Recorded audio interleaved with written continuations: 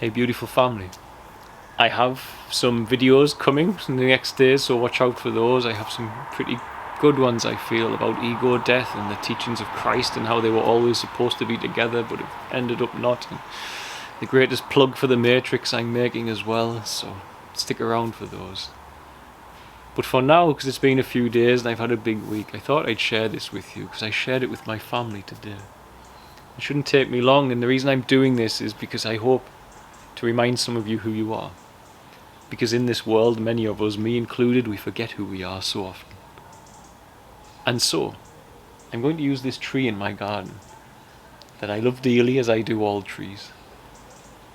And I want to say, if I took this tree as a sapling and took a human baby next to them, and I placed a time lapse, and you watch them both grow, and they're growing and growing, and we don't need to engage the intellect and say it's light and it's water and it's nourishment and nutrients from the soil that have passed through plants and fruits and animals we don't need that. Just let that go, and just there is ultimately the process of life in the moment, growing the sapling and growing the baby, and they are both being grown by the same force, and that force is a unspeakable force. It's a stillness. And even today, the tree is growing right now behind me in stillness, and I'm growing in stillness. All of me, my hair, my fingernails, the tree is photosynthesizing, my liver is doing its job, and we are functioning in a stillness, together, unified. There is something driving and expressing us. Now, if you grow, however, the tree and the child together, what happens is eventually inside that stillness, the child develops a record-keeping system. And that record-keeping system will be used by others to single out this child because they are sentient, and will say to the child, I've labelled you John, and so when I say that, I'm interacting with you. And the child can either do one of two things: remember that and move back to the stillness and continue and say, okay, thank you. I come back to that surrendered state of stillness. Or, which is what happens to most, is they will take that identity and they will cling to that identity and make a middle of it. And they will say, this is who I am now. I'm this mind-based mental record which I've taken in and created image and thoughts around. And I'm that now. I'm John, I'm English. I'm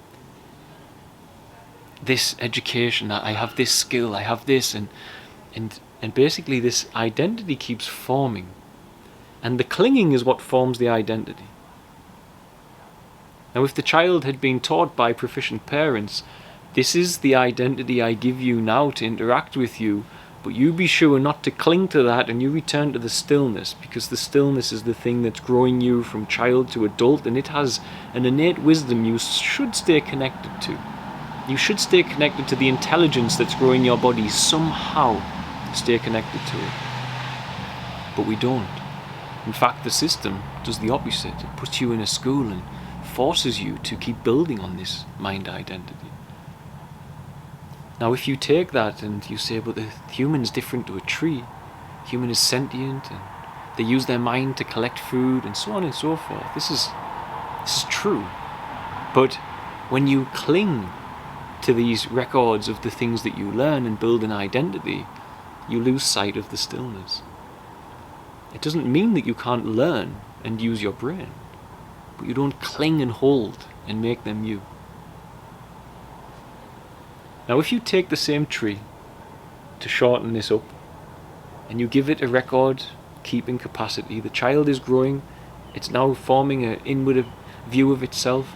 Give the tree the same, and it says, we say to the tree, you're John and you're German. And the tree says, okay, I'm John and I'm German. And it clings to that as an identity. It centers it and clings. Is the tree actually John and German, or does the tree just have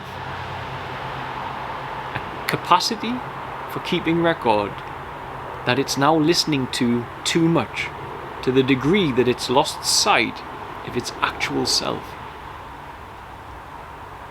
The record-keeping capacity is so loud and so incessant, and the tree is not taught how to deal with that.